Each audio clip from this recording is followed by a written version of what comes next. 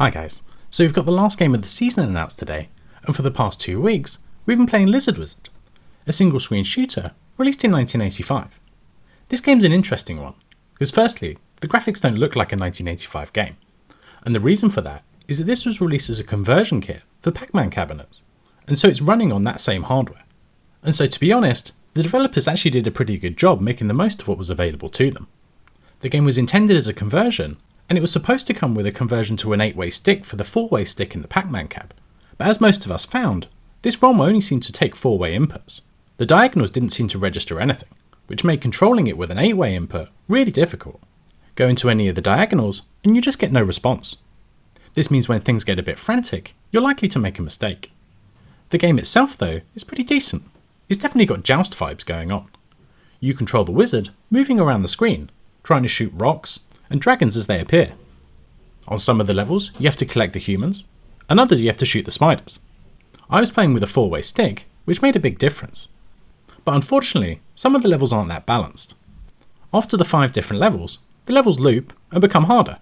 I was able to consistently get to the second round of spiders, but you're almost guaranteed to lose at least 1 life on this section. One run where I was doing particularly well, I had 2 spiders literally go all the way down to the bottom without stopping. Only a couple of folks were able to get beyond that point, and then there were a few more points to be had. So, a fairly interesting game, and one that's definitely fun, but it lacks the refinement to be really classed as a great game. So, on to the scores. I've had 16 scores sent to me, which is pretty decent considering how late in the season we are. From Joss AF90 in 16th, through to Robert in 11th, it's a pretty gradual increase, up to 92,000 for Robert. In 10th is Retro Dad's Den. He's the first over 100,000. Then there's a little bit of a jump to Blue Yak in 9th, and Gary Gill Gaming in 8th is pretty close to him. We've then got another jump to a group of folks who probably all died at a similar point, around that second round of spiders that I mentioned. So there's Ian in 7th, through to me in 4th, spanning just 20,000 points. Colin in 3rd may have also died at that same point, I'm not sure, but he's the first over 200,000. Our top 2 though, both did very well. So in 2nd is Gray and 10 Shearers. He got 220,800. And then our winner, and taking his first win for a few games, is our overall season leader, and that's Big Juffer. He got 255,900, which is a pretty decent score indeed. I think the world record on this is only something like 400,000, so these are decent scores. It'd be interesting to hear from Juff as to whether the difficulty drops beyond that second Spiders round. Either way, that's a great job to take the win in the penultimate game of the season. So let's take a look at the leaderboard. With only 1 game left, the positions are pretty close to being set.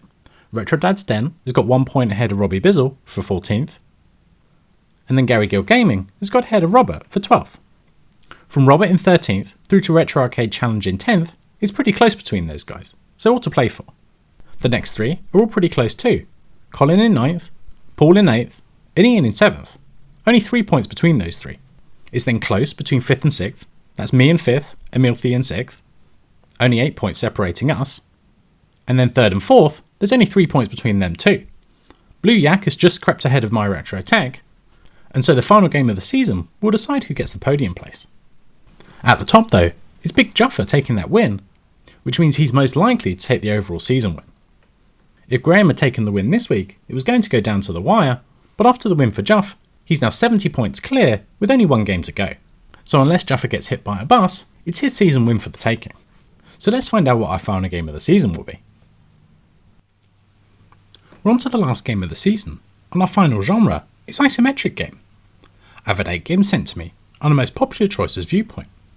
That was also Juff's choice, so after that win, it's trebled for him. That gives it 5 out of the 10 slots on the board. So let's set things going and see what we get.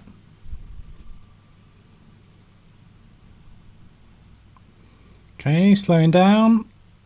And yeah, it's going to stop on Viewpoint. So Viewpoint, pretty well known game. In some ways it's a updating to the kind of Zaxxon formula. So it's an isometric shooter on the Neo Geo. Yeah, I think it'll be a fun one. So yeah, I'm going to go make a video and be back in a sec. So our final game of the season is Viewpoint, released on the Neo Geo in 1992. It's an isometric scrolling shooter, taking inspiration from both Zaxxon and the likes of R-Type. Other than the isometric Viewpoint, it's fairly standard shmup fare. You have 2 buttons, shoot and bomb. Early on, you get a power up giving you some options, spreading your shot a little wider. And if you hold down the fire button, you get a charge shot, which can go through some of the weaker enemies and does more damage to the larger ones. This game is pretty tricky though. I've played it a few times and never got that far. The isometric view definitely doesn't help dodging bullets. So putting a bit more time into it over the next 2 weeks, let's see if it's any good or not. It certainly looks nice, and the sound is pretty good too. There's only one ROM, and we'll be using default settings as usual. As this is the last game, there's no more genres to be selected. Our next game will be a champion's choice, and then I'll announce what we're doing for next season. So I hope you all enjoyed playing a bit of Viewpoint, and I'll see you in 2 weeks with the scores. See you then.